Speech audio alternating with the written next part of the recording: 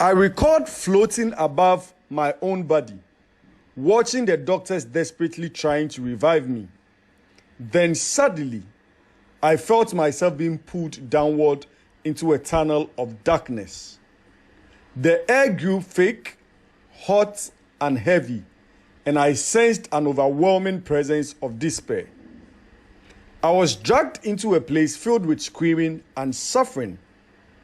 The heat there was unbearable, and the stench of burning flesh filled my nostrils. As I descended further, I saw countless souls wailing in torment, their faces twisted in agony. Some reached out to me, pleading for help, but I was powerless. Then I saw two men whom I immediately recognized, two former world champion boxers. I had always been a fan of boxing and had followed the careers of these men closely. One was a legendary heavyweight champion known for his ferocious knockouts and controversial personal life.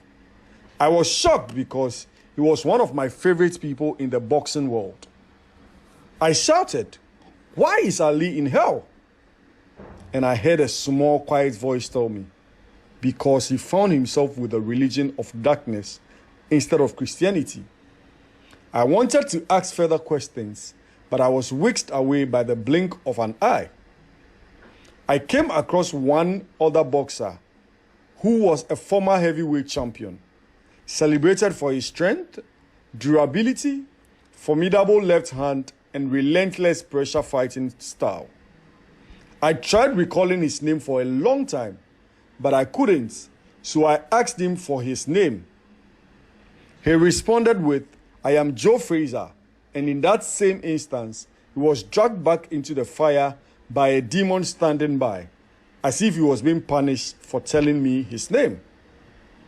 One of the boxers turned toward me, his once mighty face now treble.